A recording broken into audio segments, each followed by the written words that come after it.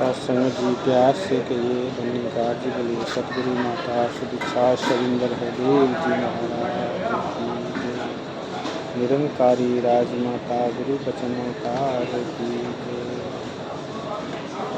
बिन सत्य संग विवेक न होई, राम कृपा बिनु सुलभ न सोई। हरि व्यापक सर्वत्र समाना, प्रेम से प्रकट मैं जाना।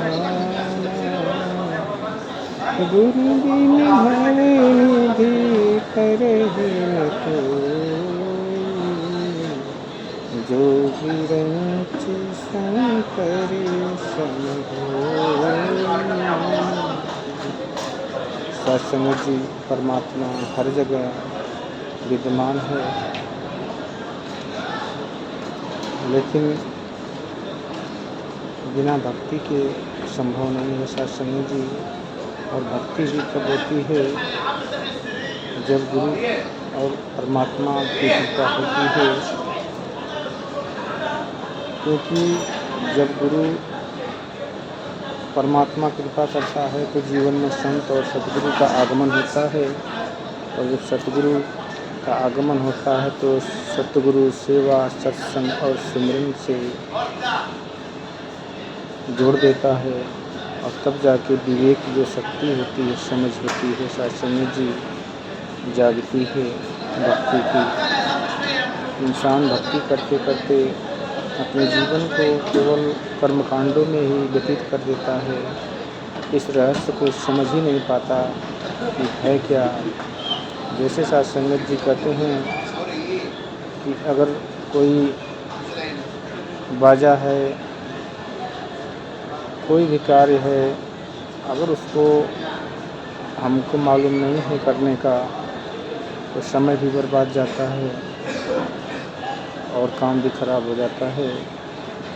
जैसे उदाहरण के तौर पर अगर ले लें हारमोनियम ढोलक वाद्य जितने भी होते हैं और संगीत गाने का, ये सब कार्य में जो निपुण होता है उस कलाकार से सीखने की आवश्यकता पड़ती है, तब जाके इंसान उस वाद्यों को सही रूप से बजा पाता है। और जब सही रूप से बजने लगता है तो बहुत सारे लोगों का मन को मोह लेता है। अगर यही सुर और ताल नहीं मिल पाते हैं तो सत्संग जी सारे वाद्य होते हुए भी किसी के मन को नहीं भाते। ऐसे ही बेसुर और ताल का संग भी समझ में नहीं आता, ना ही लोग पसंद करते हैं। भक्ति में भी यही है कि जो इसमें निपुण है, सतगुरु जो इस रहस्य को जानता है, जो परमात्मा को जानता है, जो हर जगह मौजूद है, इसे जानता है और भक्त को भी जानता है। भक्त और भगवान के बीच का जो कड़ी है उस सतगुरु जोड़ता है, मिला देता है कि देख एक तेरा परमात्मा जिसको तू जंगल में तीर्थस्थानों में हर जगह पर जा ढूंढ रहा था, समय व्यतीत कर रहा था, धन भी खर्च कर रहा था, लेकिन पाया नहीं। इसलिए इस परमात्मा को देख, ये विराट स्वरूप तेरे सामने है, तेरे अंदर भी है, बाहर भी है। जी अगर रहस्य नहीं होता तो अर्जुन और श्री कृष्ण का दोस्ती कितने दिनों से था। जब मौका आया इसको समझाने का, तब श्री कृष्ण जी ने इसको रहस्य को अर्जुन को समझाया, तब समझ में आया। और केवल अर्जुन को ही इतना भीड़ में समझ आया और सारे थोड़ी सेना खड़ी थी, केवल अर्जुन को ही दिखाई दिया एक विराट स्वरूप, ये रहस्य ऐसा समझी। भक्त प्रहलाद के हिरण्यकश्यप को दिखाने की कोशिश किए कि हमने तुमने खड़े खम में सब राम, लेकिन नजर नहीं आ रहा था सत्संग जी, क्योंकि ज्ञान की दृष्टि नहीं मिली थी। हम चाहे कितना भी धनवान हो, कितना भी बुद्धिमान हो, कितना भी पढ़े लिखे हो जाएं, सत्संग जी लेकिन बिना सतगुरु के, इसीलिए तो लिखना पड़ता है तुलसीदास जी को रामचरितमानस में कि बिन गुरु भव निधि तरहि न कोई, जो बिरंच शंकर सम होई साई संगत जी। अपने बुद्धिमानी से कोई शास्त्र पढ़ते पढ़ते, तप व्रत उपवास तीर्थ स्थान करते करते अपने कई जन्म गवा दे, फिर भी इस परमात्मा को पा नहीं सकता। ये तो सतगुरु की मेहरबानी है, जिन्होंने असीम कृपा करके ये जीवन में परमात्मा को ला दिया, हूबहू रूबरू करा दिया, आत्मा से परमात्मा को मिलान करा दिया। शास्त्री जी धन्यवाद है ऐसे सतगुरु का। सतगुरु मिल गया हर बेला भई शास्त्री जी।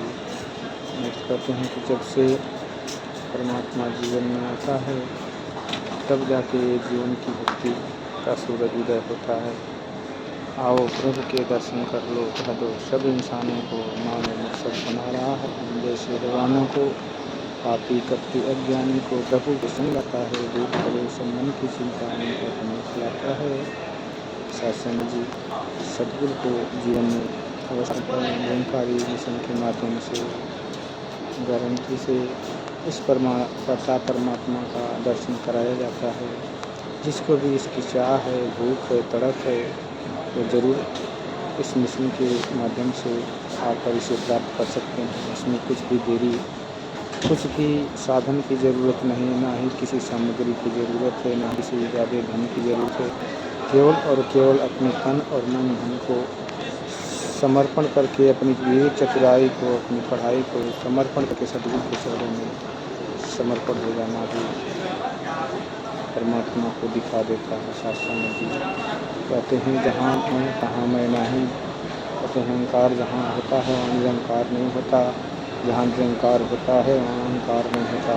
शास्त्र में जी आज इसी का उदाहरण है कि संत महात्मा कितने कंट्री से हैं, लेकिन सभी लोग आपस में एक उस माला की तरह होते हैं जो कई रंग बिरंगा का होता है, लेकिन एक चित्र से बना होता है।